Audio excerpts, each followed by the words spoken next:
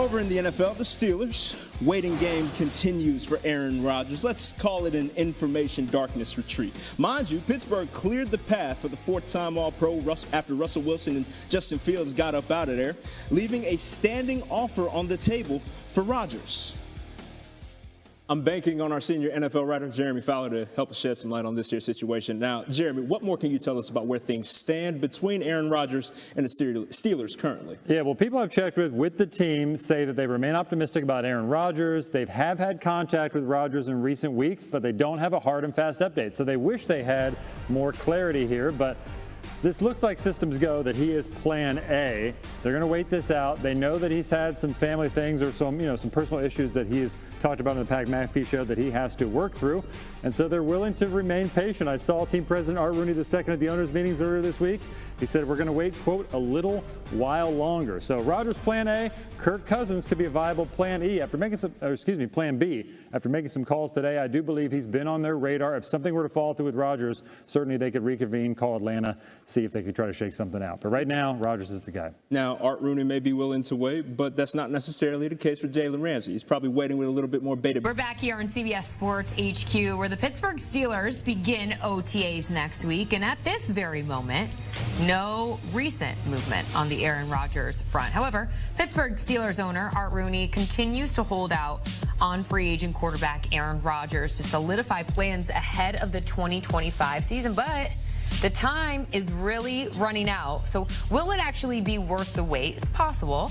It's clear all the strengths that Rodgers would bring. As you take a look at just all the accolades, it's no secret what he's been able to do in his career. 4 league MVPs, 503 passing touchdowns. That's third all-time in the NFL.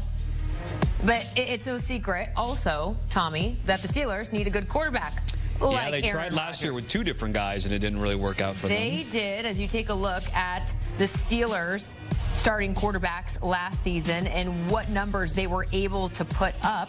That includes the playoffs. So, again, will Rodgers be worth the wait if he does, in fact, head to Pittsburgh? For much more on this, let's go ahead and welcome in our own Charles Davis. Charles, it's great to see you. With the Steelers still holding out for Aaron Rodgers to make a decision, they drafted Ohio State's Will Howard, of course. They have Mason Rudolph along with Skylar Thompson under contract. Rodgers obviously would be Pittsburgh's immediate starter, but will this waiting game really be worth it? Jordan, it has to be worth it for the Pittsburgh Steelers. I think they're in the position now where they've waited so long. Reminds me of the great song of the 60s, wait just a little bit longer. And here we go again, right? But it has to happen because otherwise you've already started to articulate their alternatives. A rookie, Will Howard, 5th-round pick out of Ohio State, Kansas State before that. Mason Rudolph on the roster, a guy that they trust. But let's be frank about it. They've trusted him as a backup over the years. He's never truly been a candidate to be their lead quarterback. So you have to make this work now with Aaron Rodgers. Otherwise, Omar Khan, their general manager, has to become the con artist, as head coach Mike Tomlin likes to, call him, and find an alternative somewhere. And Jordan, where's that alternative? Do they have to go to Atlanta and make a big deal now for Kirk Cousins?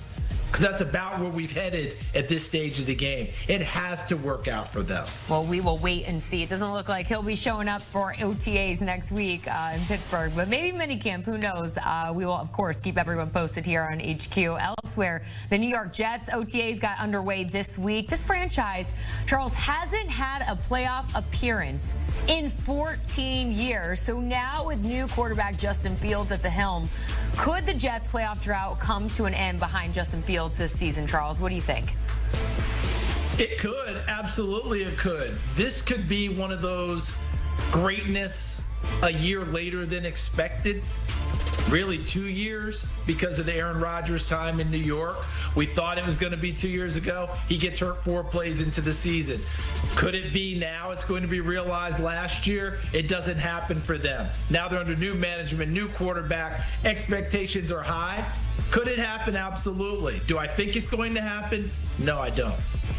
All right, there you have it. Speaking of mega droughts, though, America's team hasn't been to the NFC Championship game since the 1995 season. It does seem like at this point, Charles, they do have the pieces around Dak Prescott to at least flirt with a chance at the playoffs again. But do you see them snapping this drought and reaching the NFC Championship game?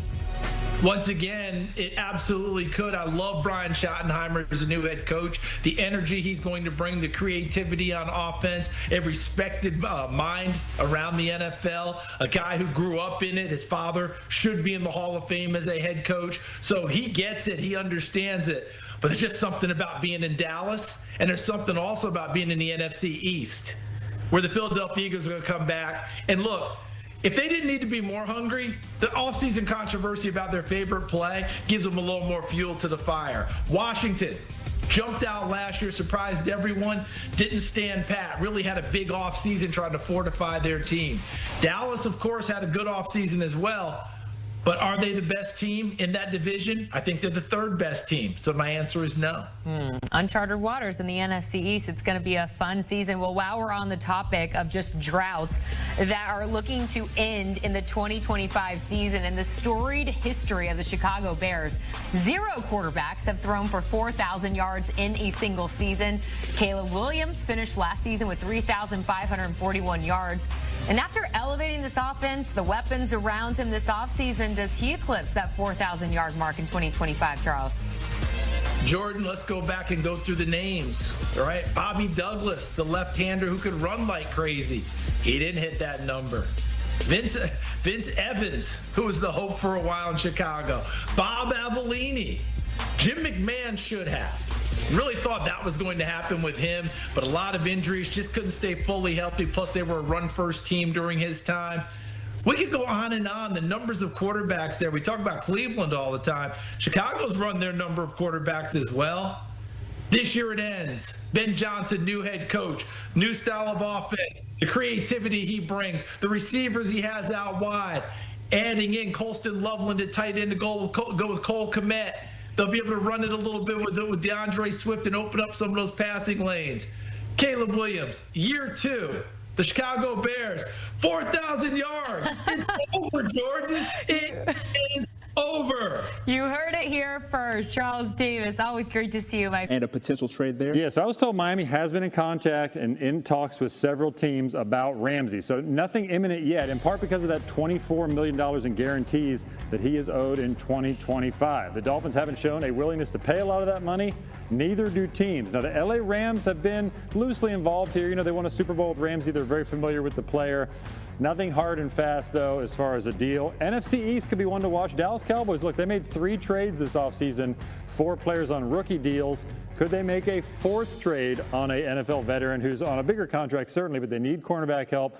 When I checked with somebody in Dallas, they said, look, it's possible we might not be done. It's slow right now, but, you know, we could always be looking to add. Look, there is no question that the 3-time All-Pro corner who will turn 31 in October will certainly be an asset to anyone's roster. Jeremy Fowler with the latest. We appreciate it, bro. Thank you. Still to come on SportsCenter.